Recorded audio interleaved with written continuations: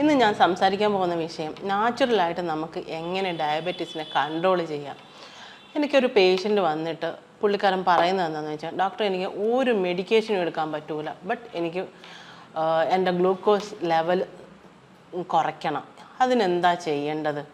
ഞാൻ ഡയറ്റ് എടുക്കാൻ തയ്യാറാണ്, ബട്ട് എനിക്ക് കൺട്രോളിലായിരിക്കണം, എനിക്ക് മെഡിസിൻ എടുക്കാൻ തീരെ താല്പര്യമില്ല. അപ്പം നമുക്ക് അതെന്താണെന്ന് നോക്കാം. ഞാൻ doctor Vidyaprasanna, naturopathy physician, Prana nature cure hospital, കൊല്ലം.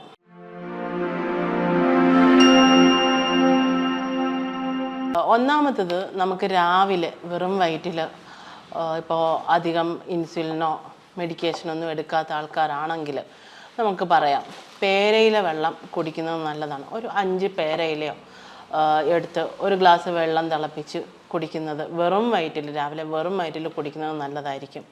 അതേ കൂട്ട് തന്നെയാണ് നമുക്ക് ഇമ്മ്യൂണിറ്റി, ഡയബറ്റിസ് പേഷ്യൻസിൽ നമുക്ക് ഇമ്മ്യൂണിറ്റി കുറവായിട്ട് കാണിക്കുന്നുണ്ട്. അപ്പോൾ നമുക്ക് പറയാം, കുറച്ച് കുർക്കുമിൻ എക്സ്ട്രാക്റ്റ് എന്ന് വെച്ചാൽ മഞ്ഞളിൻ്റെ സത്ത്, അത് 1-2 ഡ്രോപ്പ് ഒരു ചെറിയ ചൂടുവെള്ളത്തിൽ ഒരു 1/2 ടീസ്പൂൺ മഞ്ഞൾപ്പൊടിയും ചേർത്ത് കഴിക്കുന്നതും നല്ലതായിട്ട് നമുക്ക് പറയാം. പിന്നെ എല്ലാവർക്കും അറിയാവുന്ന അടുക്കളയിൽ നമുക്ക് എപ്പോഴും കിട്ടുന്നതാണ് ഉലുവ. ഒരു 10 ഗ്രാം ഉലുവ എടുത്ത് കുറച്ചൊന്ന് കുതിർക്കണം. ഒരു 1 മണിക്കൂറോ 2 മണിക്കൂറോ ഇട്ട് കുതിർത്തതിന് ശേഷം അത് തിളപ്പിച്ച് വെള്ളം കുടിക്കുന്നതും നല്ലതാണ്. ഡയബറ്റീസ് കൺട്രോൾ ചെയ്യാൻ നമുക്ക് വേറൊരു ഇതെന്ന് പറഞ്ഞാൽ എക്സസൈസാണ്. പ്രോപ്പറായിട്ടുള്ള എക്സസൈസ്, ഒരു 45 മിനിറ്റ് നേരം നടക്കുക.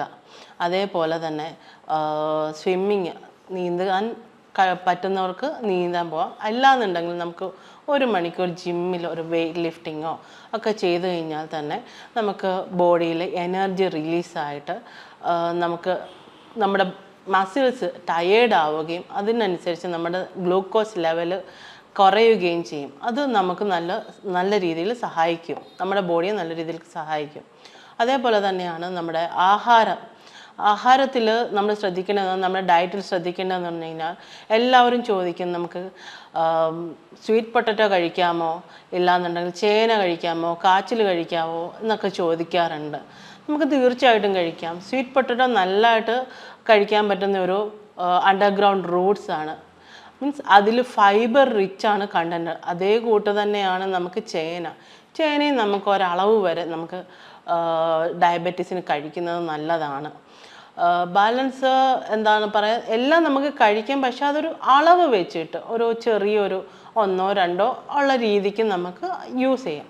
അതേ കൂട്ട് തന്നെയാണ് നമുക്ക് വാഴപ്പഴത്തിൽ പച്ച ഏത്തയ്ക്ക പുഴുങ്ങി കഴിക്കുന്നത് നല്ലതാണ്. അതേ കൂട്ട് തന്നെയാണ് നമുക്ക് ചക്ക നമുക്ക് പച്ചയ്ക്ക് എത്ര വേണമെങ്കിലും വേവിച്ച് കഴിക്കാം. ചക്ക കഴിക്കുന്നത് നല്ലതാണ്, കാരണം അതിൽ നല്ലതായിട്ട് നാരുണ്ട്, നമുക്ക് കഴിക്കാം. അതേ കൂട്ട് തന്നെയാണ് cherries, berries, strawberry, blueberry, raspberry, ഇതെല്ലാം നമുക്ക് അതിൽ വിറ്റമിൻ സി റിച്ച് ഉണ്ട്. അതുകൊണ്ട് അതേ കൂട്ട് തന്നെയാണ് ഓറഞ്ചസ്, അതിൽ നമുക്ക് നാരങ്ങ, മൂസമ്പി, ഇതെല്ലാം നമുക്ക് ഇൻക്ലൂഡ് ചെയ്യാം. വെജിറ്റബിൾസും അതേ കൂട്ട് തന്നെയാണ്. നമ്മൾ കൂടുതലും ക്യാരറ്റ്, ബീട്രൂട്ട് ഒക്കെ നമ്മൾ കുറയ്ക്കാനാണ് പറയാറ്. അതിന് പകരം നമുക്ക് മത്തങ്ങ കഴിക്കാം. അതേ കൂട്ട് തന്നെയാണ് ആഷ് ഗാർഡ് കഴിക്കുന്നതല്ല, അതേ കൂട്ട് കണിവെള്ളരി, അത് ജ്യൂസ് അടിച്ച് കുടിക്കുന്നത് നല്ലതായിരിക്കും.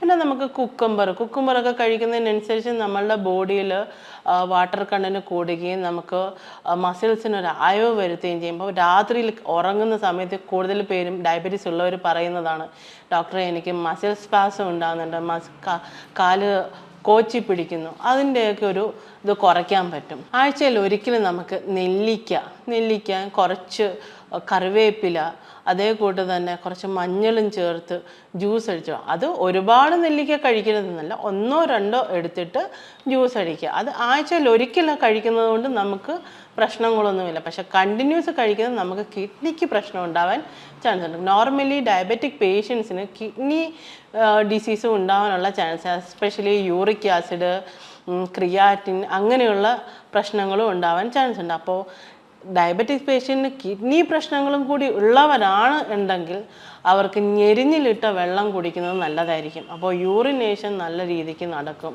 അതേ കൂട്ട് തന്നെയാണ് നമുക്ക് അയമോദകം ഇട്ട് വെള്ളം കുടിക്കുന്നത് അവർക്ക് ഗ്യാസ് സംബന്ധമായിട്ടുള്ള പ്രശ്നങ്ങൾ അത് കുറയ്ക്കാനും വളരെയധികം സഹായിക്കുന്നതാണ്.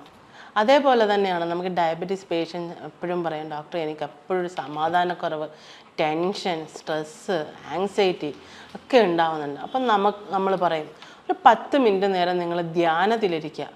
നല്ല രീതിക്ക് ഒരു 10 മിനിറ്റ് ദീർഘമായിട്ട് ശ്വാസം എടുക്കുകയും വിടുകയും ചെയ്താൽ തന്നെ നമുക്ക് നോർമലി നമ്മുടെ പ്രശ്നങ്ങൾക്ക് ഒരു പരിഹാരമാണ്. സ്ട്രെസ്സ് കൂടുന്നത് തന്നെ സ്ട്രെസ്സ് കൂടുന്നതിന് നമുക്ക് ചെയ്യാൻ പറ്റുന്നതാണ് മെഡിറ്റേഷൻ ചെയ്യാൻ പറ്റും. അതേകൂട്ട് പ്രാണായാമം ചെയ്യുന്നത് തന്നെ നല്ലൊരു എഫക്റ്റീവായിട്ടുള്ളൊരു കാര്യമാണ് ടെൻഷന്.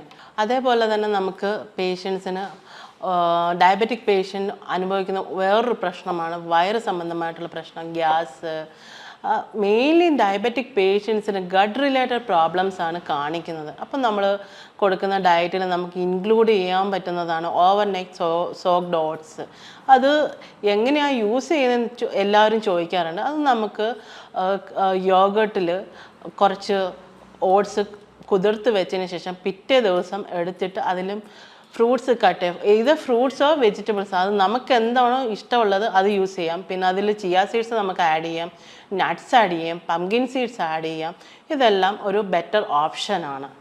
അതേ കൂട്ട് തന്നെയാണ് നമുക്ക് നവധാന്യങ്ങൾ, എന്താ പറയുക, മുത്താറി ഇല്ലാന്നുണ്ടെങ്കിൽ നമ്മൾ പറയും റാഗി യൂസ് ചെയ്യാൻ പറ്റുന്ന ഈ റാഗി നല്ലൊരു ഓപ്ഷനാണ്. അതേ കൂട്ട് തന്നെ വരക്, ഫോക്സ്ടെയിൽ, തിന, ഇതെല്ലാം നമുക്ക് ഡയബറ്റിക് പേഷ്യൻസിന് കഴിക്കാൻ പറ്റുന്ന ഒരു സ്റ്റേബിൾ ഫുഡാണ്. ഓക്കെ, മാക്സിമം നമ്മൾ അരിയാഹാരവും ഗോതമ്പും എല്ലാം ഒന്ന് കുറച്ചിട്ട് നമുക്ക് നവധാന്യങ്ങൾ കഴിക്കാം. കൂടുതൽ വെജിറ്റബിൾസ്, വെജ് സാലഡ്സ് ആക്കി കഴിക്കാം. അതേപോലെ തന്നെയാണ് നമുക്ക് ഫ്രൂട്ട്സിൽ നമ്മൾ ഓൾറെഡി സംസാരിച്ച് കഴിഞ്ഞു. സിട്രസ് ഫ്രൂട്ട്സ്, ബെറീസ്, ഇതെല്ലാം നമുക്ക് ആഡ് ചെയ്യാം. അതേ കൂട്ട് തന്നെയാണ് നമുക്ക് മസ്ക് മെലൺ യൂസ് ചെയ്യാൻ പറ്റും.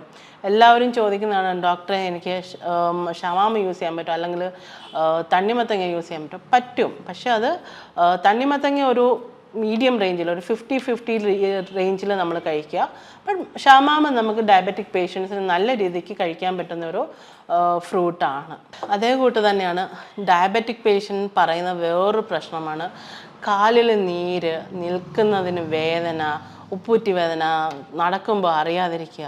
അപ്പം നമുക്ക് നീര് കുറയ്ക്കാനുള്ള ഫുഡ്സും അതിൽ യൂസ് ചെയ്യാൻ പറ്റും. നീര് കുറയ്ക്കുന്നതിന് നമ്മൾ പറയും അയമോദകമിട്ട വെള്ളം കുടിക്കുന്നത് നല്ലതാണ്. അയമോദകം നമുക്ക് നല്ല രീതിക്ക്, അത് വയറിനും നല്ലതാണ്, കാലിലെ നീര് കുറയ്ക്കാനും നല്ലതാണ്. അതേകൂട്ട് തന്നെ ഇഞ്ചി വെള്ളം അത് കുടിക്കുന്നത് നല്ലതാണ്. നമുക്ക് ഡയബറ്റിക് പേഷ്യൻസ് എപ്പോഴും പറയുന്നതാണ്, ഡോക്ടർ എനിക്ക് യൂറിക് ആസിഡ് ഉണ്ട്, നമുക്ക് എന്താ ചെയ്യാൻ പറ്റുക, നാച്ചുറലി ചെയ്യാൻ പറ്റുന്ന എന്താണ്. അപ്പോൾ നമുക്ക് പറയാം പച്ചപ്പപ്പായ കുറച്ച് ചെറുതായി അരിഞ്ഞിട്ട് ഒരു ഹാൻഡ്ഫുള്ള് മതി. ഹാൻഡ്ഫുള്ള് എടുത്തിട്ട് ഒരു 1-2 ഗ്ലാസ് വെള്ളത്തിൽ ഒരു ടീസ്പൂൺ അയമോദകം ഇട്ട് വെള്ളം തിളപ്പിച്ച് കുടിക്കുന്നത് യൂറിക് ആസിഡ് കുറയാൻ നല്ല രീതിക്ക് സഹായിക്കുന്നതാണ്. എസ്പെഷ്യലി ഡയബറ്റിക് പേഷ്യൻറ്റിന് ഇൻഫ്ലമേഷൻ കുറയാനും വേദന കുറയാനും നമുക്ക് ഇത് സഹായിക്കുന്നതാണ്. ഇതൊക്കെയാണ് നമുക്ക് നാച്ചുറലി നമുക്ക് ഡയബറ്റിക് കുറയ്ക്കാനുള്ള ഫുഡ്സും എല്ലാം. അപ്പോൾ നിങ്ങൾ ഇതെല്ലാം ചെയ്യുന്നതിന് മുമ്പ് നിങ്ങളുടെ ഡയബറ്റീസ് ഏത് ലെവലാണ്, ടൈപ്പ് 1 ആണോ അതോ ടൈപ്പ് 2 ആണോ എന്ന് കൺഫേം ചെയ്ത് ടെസ്റ്റ് ചെയ്തതിന് ശേഷം മാത്രമേ ഇത് പോകുള്ളൂ. അതുമാത്രമല്ല, ഇത് നമ്മൾ പോകുന്നതിന് മുമ്പ് നിങ്ങൾ കറക്റ്റായിട്ടൊരു ഡയറ്റീഷ്യനെ സമീപിക്കുകയും അവരുടെ ഇത് കൺസൾട്ടേഷൻ ചെയ്തതിന് ശേഷം മാത്രമേ ഇത് നിങ്ങൾക്ക് ഫോളോ ചെയ്യാവുള്ളൂ. അത് നിങ്ങളുടെ ബോഡി കണ്ടീഷൻ അനുസരിച്ചാണ് നമ്മൾ ഈ ഫുഡ്സൊക്കെ പറഞ്ഞു തരുന്നത്. അപ്പോൾ കൂടുതൽ വിവരങ്ങൾ നിങ്ങൾക്ക് എന്തെങ്കിലും അറിയാനുണ്ടെങ്കിലോ സംശയങ്ങളോ ഉണ്ടെങ്കിൽ നിങ്ങൾക്ക് താഴെ പറയുന്ന നമ്പറിൽ ബന്ധപ്പെടാവുന്നതാണ്. വീണ്ടും ഒരു വീഡിയോ കാണുന്നത് വരെ നമസ്കാരം.